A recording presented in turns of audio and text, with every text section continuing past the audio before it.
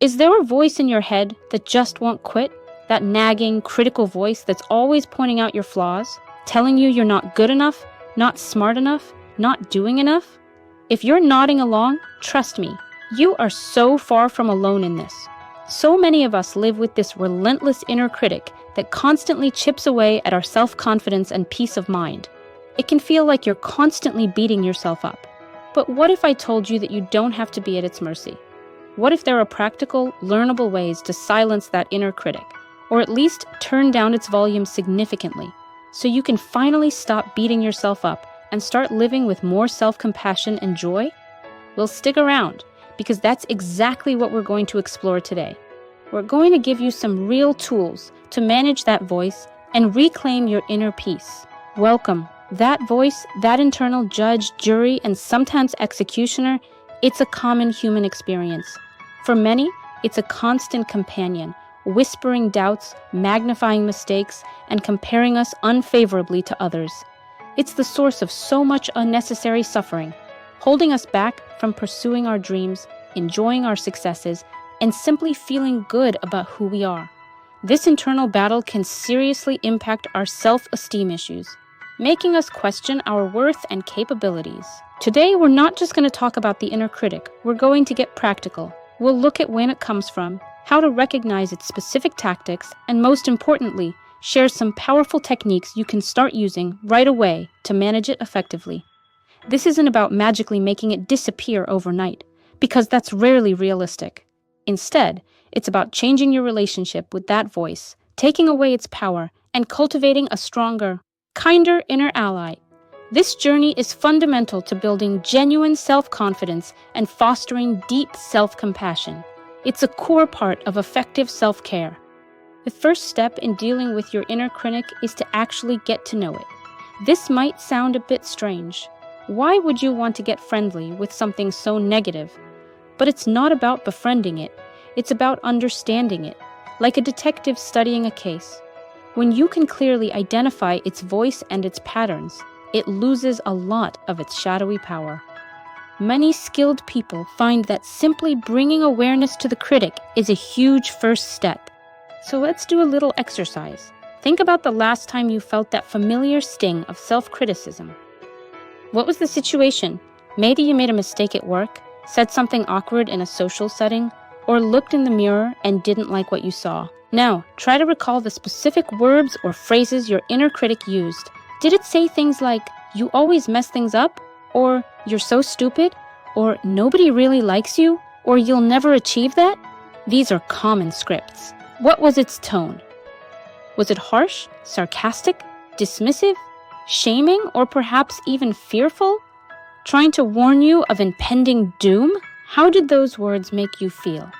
Probably small, ashamed, anxious, hopeless, or angry at yourself. Take a moment, maybe even pause this video, and jot down some of the critic's greatest hits. Those recurring negative messages it throws your way. Where are its favorite topics? Is it your appearance, your intelligence, your social skills, your worthiness of love or success? Recognizing these specific patterns is like shining a light in a dark room. Suddenly, the monster doesn't seem so big or undefined. You start to see it for what it is, a collection of thoughts, often repetitive and unoriginal. This process of identification is similar to what you might find in some self-esteem worksheets for adults, PDF, or self-esteem worksheets for teens. Exercises designed to help you become more aware of your internal dialogue. You're essentially conducting your own self-esteem test, not to judge yourself, but to gather information.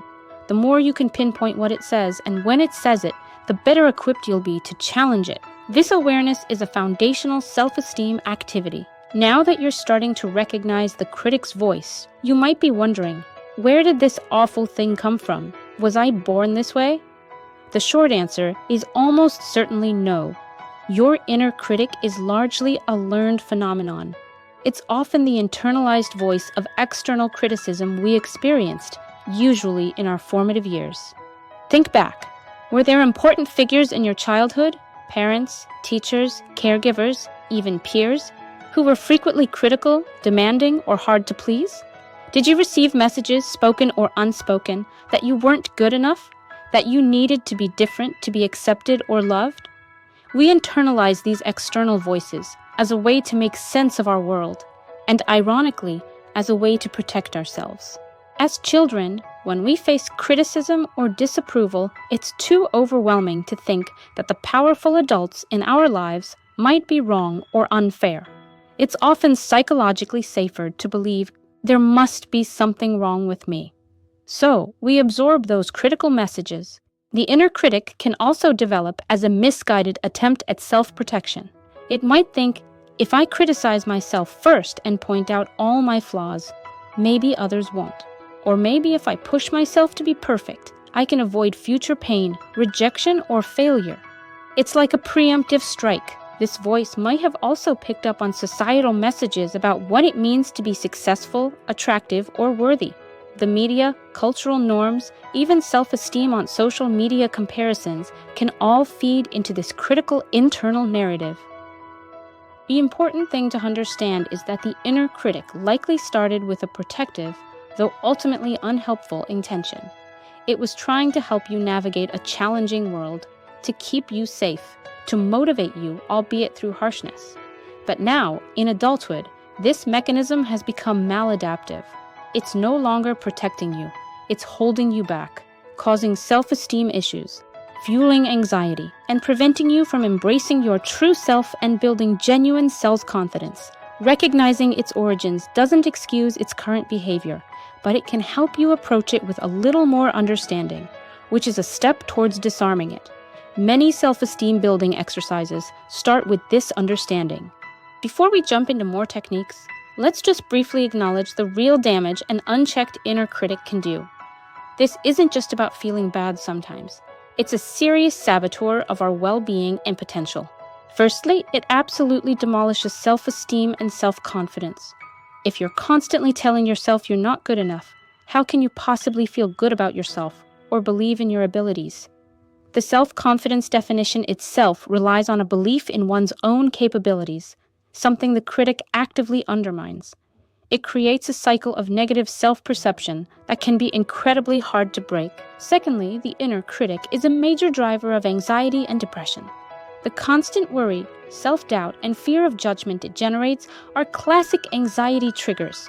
And the hopelessness, shame, and feelings of worthlessness it instills can pave the way for depressive episodes. Learning how to stop negative thoughts and how to stop overthinking and negative thoughts is crucial. And the critic is often the primary source of these. Thirdly, it fuels cognitive distortions. These are patterns of thinking that are irrational and negatively biased, and the inner critic is a master of them. For instance, it might employ all or nothing thinking, also known as black and white thinking, where you see things in extremes, believing if you're not perfect, you're a total failure. Another common one is overgeneralization, where you take one negative event and turn it into a never-ending pattern of defeat. Like thinking, I failed this test, so I'm going to fail everything. Then there's the mental filter, where you pick out a single negative detail and dwell on it exclusively, so your vision of all reality becomes darkened. The critic also loves catastrophizing, expecting disaster to strike, no matter what. Perhaps thinking, if I make a mistake in this presentation, my career is over. And finally, personalization, where you believe that everything others do or say is some kind of direct personal reaction to you. Or you blame yourself for events that were not entirely your fault. When the inner critic is running the show, these cognitive distortions become our default way of seeing the world and ourselves. This is why many self-esteem exercises for therapy focus on identifying and challenging these distorted thought patterns. All right, let's get into the practical stuff. The first powerful technique for dealing with your inner critic is to create separation from it. You need to recognize that the critic's voice is not your true voice. It's not the ultimate truth about who you are. It's just a stream of thoughts, a learned pattern. Many skilled people find this a liberating first step. A goal here is to stop over-identifying with the critic. When it speaks, instead of automatically believing it and letting it define you, you learn to observe it from a slight distance. One simple way to do this is by mentally labeling its pronouncements. When you hear that familiar negative thought, "You're going to fail," consciously say to yourself, "Ah, that's my inner critic talking again." Or, "There's that old critical story." This simple act of naming creates a bit of space. Some people find it helpful to give their critic a name. It could be something serious like the judge, or something a bit silly like Grumbles, Mr. Perfectionist, or Debbie Downer. Naming it can help to depersonalize its attacks and even inject a little humor, which diffuses its power. When Grumbles starts his usual rant, it feels different than when you believe you are thinking those thoughts. You can also practice visualizing your critic as something separate from you. Maybe a little gremlin on your shoulder, an old radio playing static, or a character in a play. The image doesn't matter as much as the act of externalizing it. Once you've created this separation, you can respond to it differently. Instead of getting sucked into an argument with it or believing its every word, you can say things like, "Okay, critic, I hear you. Thanks for your input, but I'm choosing to focus on something else right now." Or perhaps, "That's an interesting perspective, critic, but it's not the whole truth." You could also try, "I acknowledge that thought, but I don't have to act on it or believe it." This technique is a form of mindfulness. Mindfulness involves paying attention to your thoughts and feelings in the present moment without judgment. You're not trying to stop the critic's thoughts initially, just to notice them, acknowledge them as thoughts, and let them pass without getting entangled. This is one of the most effective self-esteem building exercises because it teaches you that you are the observer of your thoughts, not the thoughts themselves. This helps to increase self-value by detaching your worth from the critic's pronouncements. Once you can separate from the inner critic's voice, the next step is to actively challenge what it's saying. Your critic often deals in exaggerations, half-truths, and outright lies. It's a master of cognitive distortions. So you need to become a truth detective, a fact checker for your own mind. Many self-esteem exercises and self-esteem activities for teens and adults focus on this skill. When the critic makes a statement, don't just accept it, put it on trial. Ask yourself some tough questions.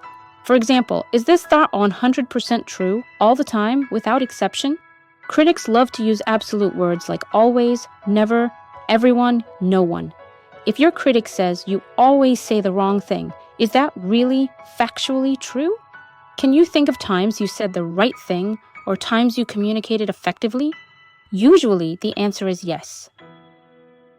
Also, ask yourself, where is the concrete evidence for this thought? If the critic says, "I'm a failure," ask for specific objective evidence. Often, the evidence is based on feelings, isolated incidents, or distorted interpretations, not hard facts. Then consider, is there any evidence that contradicts this thought?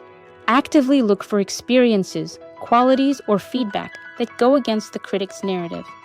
If it says you're unlovable, think about the people who do care about you, the kind things you've done.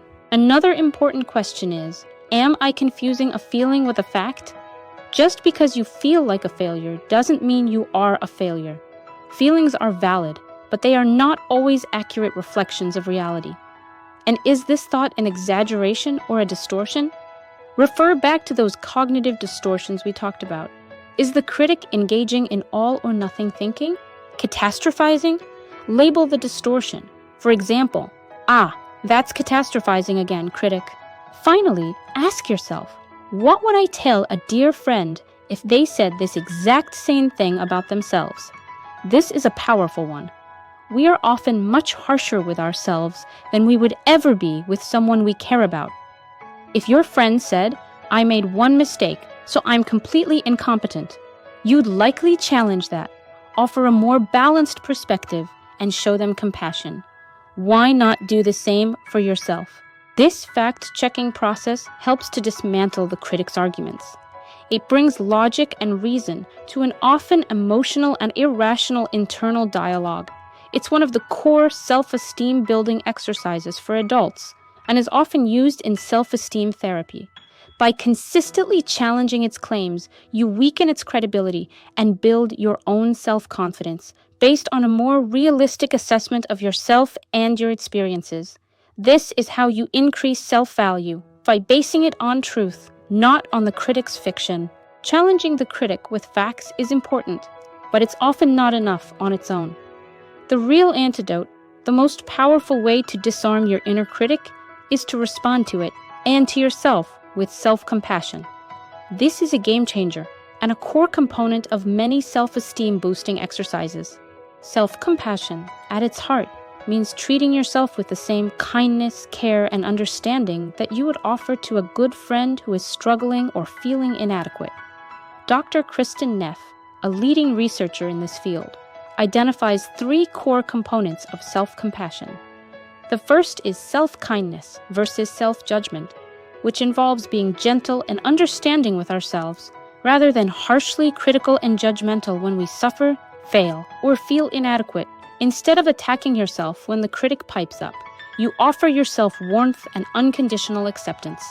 The second is common humanity versus isolation, meaning we recognize that suffering and personal inadequacy are part of the shared human experience, something that we all go through, rather than being something that happens to me alone. The critic often makes us feel isolated and flawed, as if we're the only ones struggling. Common humanity reminds us, I'm not alone in feeling this way. Many people experience this. The third component is mindfulness versus over-identification. This involves taking a balanced approach to our negative emotions, so that feelings are observed with openness and clarity without being suppressed or exaggerated. It's about holding our pain in mindful awareness, rather than getting swept away by it or ignoring it. We acknowledge the critic's presence and the feelings it evokes without letting them consume us. So when your inner critic starts its attack, instead of just trying to shut it up or argue it down with facts, try actively responding with self-compassion. Here's how you can do that. First, acknowledge the pain the critic is causing. Say to yourself, this is a moment of suffering, or this hurts. Then, be kind to yourself. Offer yourself words of comfort and support, just like you would to a friend. It's okay, this is really hard right now. Or I'm sorry you're feeling this way. Or you're doing the best you can. Next, remember common humanity. Remind yourself that everyone makes mistakes, everyone feels inadequate sometimes, everyone struggles. You might tell yourself, it's normal to feel this way when I'm under pressure, or lots of people find this challenging. Finally, offer encouragement, not criticism. Instead of, you idiot, why did you do that? Try, okay, that didn't go as planned. What can I learn from this? How can I support myself right now? This isn't about making excuses or letting yourself off the hook for genuine responsibilities. It's about changing the tone of your inner dialogue from one of harshness to one of support and understanding. Self-esteem affirmations can be a tool here, but they are most effective when they come from a place of genuine self-kindness, not just rote repetition. For example, instead of just saying, I am confident, you might say, it's okay to feel unsure sometimes, and I know I have the strength to handle this. This is a profound act of self-care. Many self-esteem exercises for therapy focus on cultivating this compassionate inner voice. It's one of the most effective self-esteem improvement exercises you can practice. Integrating regular mindfulness practice into your life can significantly strengthen your ability to manage the inner critic. As we've touched upon, mindfulness is about paying attention to the present moment, your thoughts, feelings, bodily sensations, without judgment. When you practice mindfulness, even for a few minutes a day, you get better at noticing the critic's voice as it arises, without immediately getting caught up in its drama. You create that crucial space for separation and choice. You see the thoughts as just thoughts, not necessarily truths. Daily self-care is also vital. When you're physically and emotionally depleted, your inner critic often gets louder and more convincing. Prioritizing good sleep, nourishing food, regular movement that you enjoy, and activities that bring you joy and relaxation helps to build your resilience. Think of it as strengthening your internal resources so the critic has less power over you.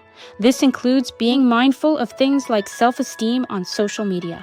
If scrolling leaves you feeling worse and feeds your critic, it's a form of self-care to limit that exposure or change how you engage. Even something seemingly superficial, like self-esteem clothing, can be reframed. It's not about the clothes themselves magically fixing self-esteem issues, But if choosing to wear things that make you feel comfortable and good is an act of kindness towards yourself, then it becomes a small part of a larger self-care picture. The key is the intention behind it. The most powerful self-esteem building activities for adults are those that nurture you from the inside out. That harsh inner critic can feel like an unshakable part of who you are, but I hope today you've seen that it doesn't have to run your life. You have the power to change your relationship with it. By learning to identify its voice, understand its origins, create separation, fact-check its claims, and respond with genuine self-compassion and self-care, you can significantly reduce its negative impact. This isn't a one-time fix. It's an ongoing practice, a skill that you build over time, much like strengthening a muscle. There will be days when the critic is louder and days when it's quieter. The goal isn't to silence it completely forever. That might be unrealistic for many. The goal is to recognize it, to disarm it, and to choose a kinder, more supportive inner voice to guide you. Imagine what your life could be like with less self-beat-up and more self-belief. More confidence, higher self-esteem, more peace, and more freedom to be your authentic self. That's the promise of learning to manage your inner critic. So I encourage you to pick one technique we talked about today and start practicing it. Be patient with yourself. Celebrate the small victories. If this video resonated with you, please give it a like and consider subscribing to our channel. We share many more insights, tips, and techniques to help you build your self-esteem, cultivate self-compassion, and live a more confident, fulfilling life. We'd also love to hear from you in the comments. What's one thing your inner critic tells you, and which technique are you going to try? You're not alone in this. Thank you for being here. Remember, you are so much more than your critic's voice. Be kind to yourself.